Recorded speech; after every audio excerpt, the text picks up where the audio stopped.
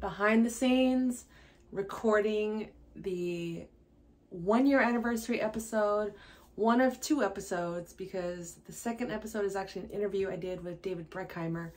But this is truly my wrap up, my thank yous, my gratitude, my journey through this whole episode, through this whole season of episodes, 50 episodes deep, 20 interviews. Give me a follow on social media so you can see all the breakdown of the stats, and give everyone that I've interviewed a follow. But this is my interview to myself, interview of how it all went down, what I experienced, the highs, the lows, the moments I wanted to give up, the moments I wanted to quit and just scrap the whole idea of having a podcast. Because if you know how much work it is, especially when you are a one-person show. I'm outlining, producing, editing, hosting, interviewing, lighting, recording. There's so many nuanced steps that go into making a podcast and creating a show, content in general. And oftentimes the love has to outweigh the outcome, because it's not about this, but I didn't make any money from this podcast. Was that the goal? Not necessarily. But there was a part of me that thought, oh, I could probably monetize this in the first year. And as the year progressed and that was not happening, I realized, well, let me keep going and see where this goes and see how I feel about this. And as it kept growing and the interviews got better, my hosting got better, I realized that this was beyond me, that this is bigger than me, that it wasn't just my way of expressing myself or not just taking up space.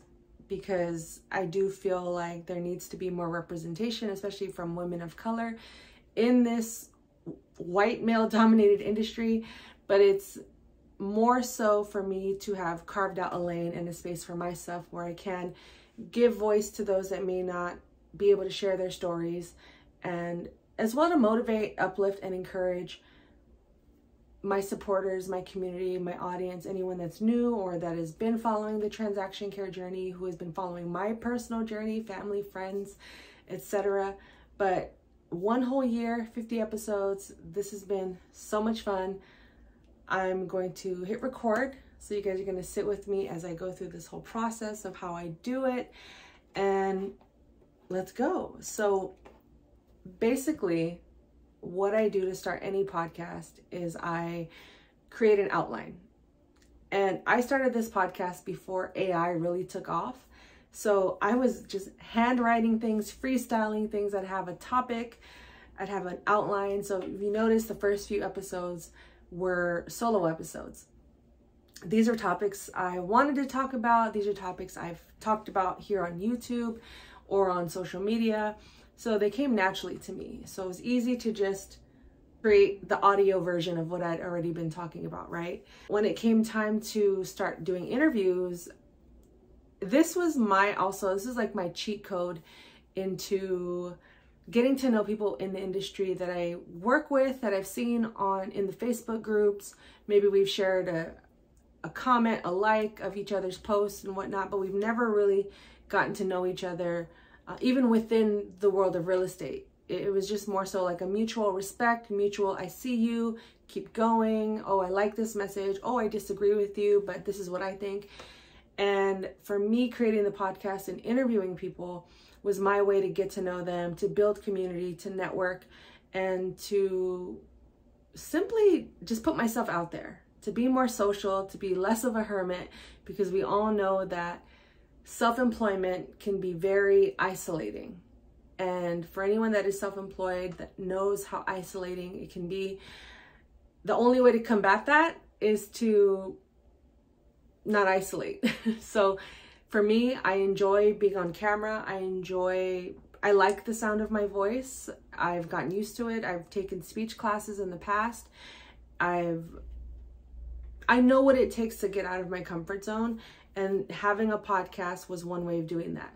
So this first year was more so about what are my goals? What do I want to achieve? And at first it was to, well, one, maybe there was one or two podcasts that talked about transaction coordination, but they didn't last long. Like there'd be a series of episodes or big gaps in between every episode, and it just wasn't as consistent. So I figured, well, there's no podcast for transaction coordinators.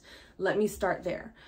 Do I see this expanding into conversations with other people in the real estate industry? 100%.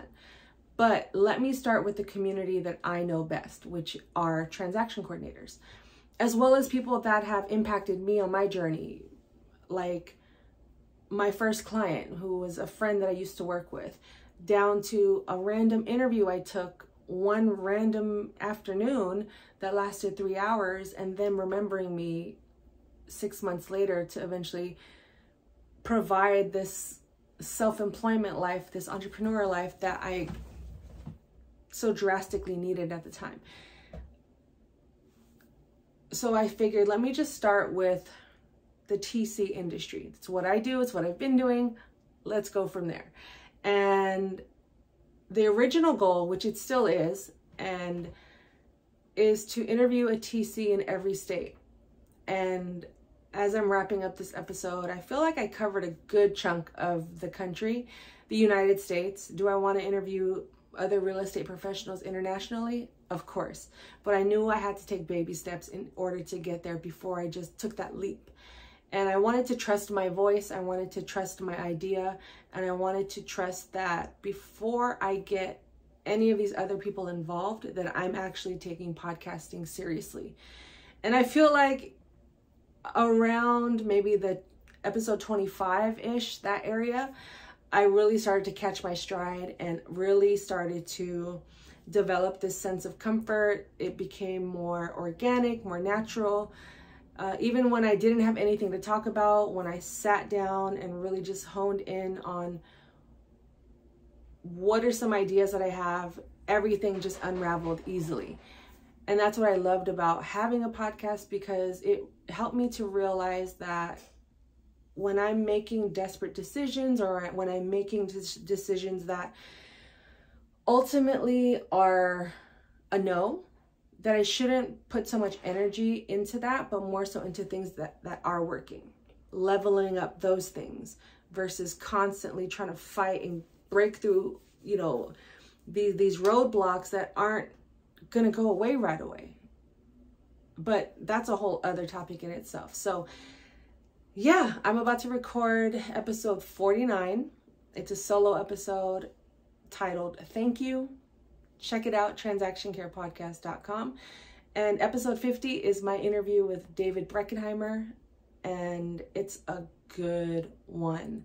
Honestly, I didn't have to do any editing on that one, other than adding some music to the beginning, the end, and cutting out a little bit of our conversation in the beginning that was just making sure our sound was good.